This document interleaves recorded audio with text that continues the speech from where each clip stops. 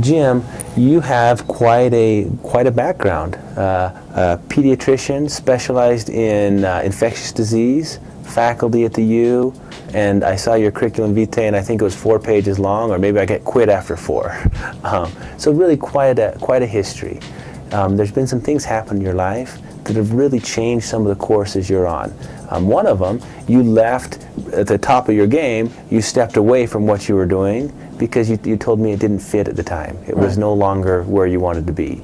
Correct. Talk to us a little bit about what are some of those changes. I know there was the tragedy with your children. Right. Tell us kind of where you shifted and how things are different from a traditional medical viewpoint maybe to maybe what I would feel is your more open and your even bigger picture of healthcare than sometimes we as healthcare providers can start to we hold these smaller pictures, and I feel like you have a bigger picture. Right. Well, I started into medicine because I wanted to help patients get better and be part of the healing process. The tragic event with my children, age 7 and 6, Tommy and Kimberly, hit by a car and killed right away, changed my life.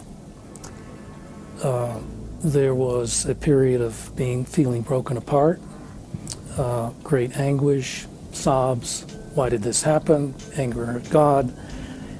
But what it did was to propel me further on my personal growth and spiritual journey. And one of the first major lessons was that the death of my children was a tragedy, but it was an accident, not a mistake. And I learned so many things back then. That was in 1976. And that really propelled me deeper on my spiritual journey. And I learned from that the technology of conventional medicine, prescription meds, intervention procedures, surgery is not enough. It's important that the healing dimension be cared for as well. The healing component is when the patient or client embraces and understands that illness and is empowered to participate in the healing process themselves. Now, they may need tools such as meditation, yoga, whatever fits them. Fits them as part of the process. And to me, the best of both is best. Optimal conventional medicine management and the healing management. And that may require taking advantage of complementary alternative practitioners who are massage therapists or yoga teachers or someone who is a life coach that helps you look at other alternatives, or a dietitian who understands herbal medicines and you want to incorporate differences, change of diet. Take some herbal medicines or vitamins or supplements that help support your nutrition journey. Any final words, any thoughts on this is what I really want to share? I think you've done a great job and we've got great information.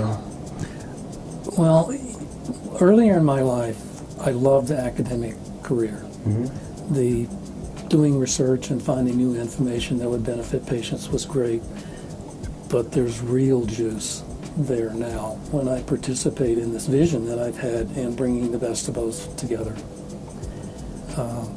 That's what I'd like to see affect the healthcare system, open patients and clients' eyes to they have power within themselves.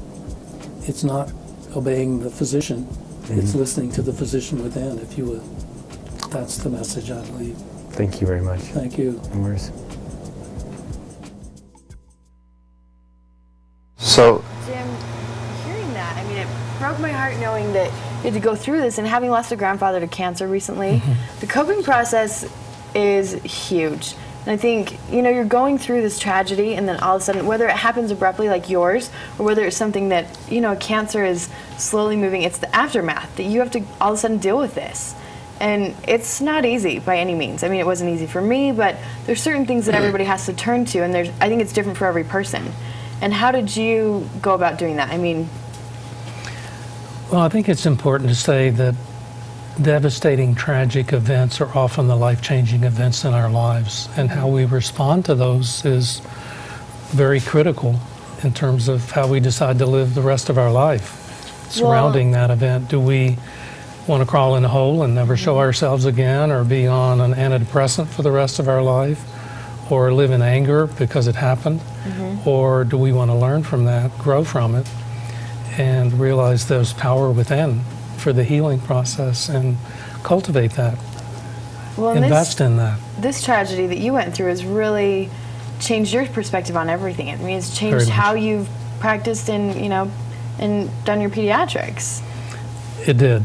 And it's been a challenge, shall we say, to practice science and technology and not get so caught up in that you forget about the emotional and spiritual aspects of life. But then the busyness of being a practitioner and needing to see 15 patients an hour is now expected, and all you have time to do is write a prescription. Do you really know about their life, what enables them to tick, what burdens they have that they need to share and get support in handling those?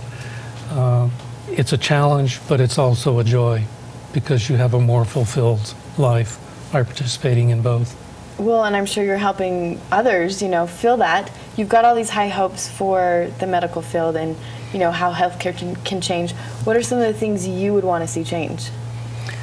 Well, ultimately, I'd like to see the way the system is funded to recognize the value in spending time with clients or patients in talking about their joys, their sorrows, their challenges, and what would help self-empower them to have a more balanced life. I'm sure this is a challenge, though, because there's probably a lot of people that they don't want to take the extra time.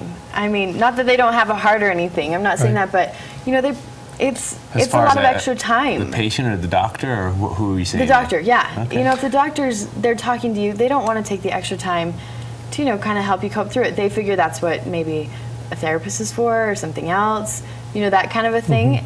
Do you find that as a challenge?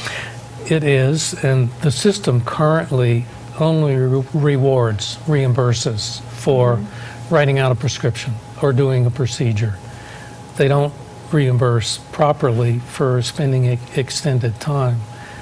My working hypothesis, if you will, is that will save money in the long run. That as you invest in self-empowerment, I'm talking about clients now, self-learning, self-care, self-healing, self-forgiveness, self-love, those kinds of words, they then take care of their own health to a much greater degree than they would have without those beliefs and investment. So I think it's going to improve medical outcome. I think it's going to enhance quality of life. And I think it's going to result in cost savings over the long haul. Because of my research background, I know that quality, rigorous clinical trials are needed to show that it, in fact, saves money. Exactly, they are. And at that point, then the reimbursement system, third-party payers, will then be paying for that to maintain health, to prevent illness by doing smaller things before it gets so expensive. And that's a major factor driving up the healthcare costs now. And I love what you're saying there about the self-driven. Because if I go in and I see a healthcare provider, whoever they may be, and they fix me, there's little of me involved. Does that make sense? I'm kind of a third party to the procedure, to the therapy or the drug. And that has place sometimes, but in the healing world, in making changes and improvements, it's our own problem. It's our thing. When we have ownership and we become responsible, then it's so much more powerful. And it's so much more life-changing. We grow and experience and learn versus take our drug or see our doctor. And that's, I think, one of the most beautiful things of what Jim is finding, is that we put that power back on the individual and let them do the healing, let them do the changing, let them do the moving forward, and we have something fantastic that's been created. It's not just a round and around the same experience. All of a sudden there's growth. Well, and it's something maybe too you feel better about when they leave your office, that they're going to stay with it throughout the future. Correct. It's not driven by a mandate. Hey, you need to do this. Telling someone to quit smoking, we know how effective that is, right? Yeah. They're not going to do it unless they want to. Correct. And I think it's very similar throughout healthcare. Rather than me tell someone, hey, this is what needs to happen, if we can elicit from them what they could be doing to make changes and improvements, and they start to become more responsible for it, the change is lasting because they did it. Right. It's not dependent upon a third party.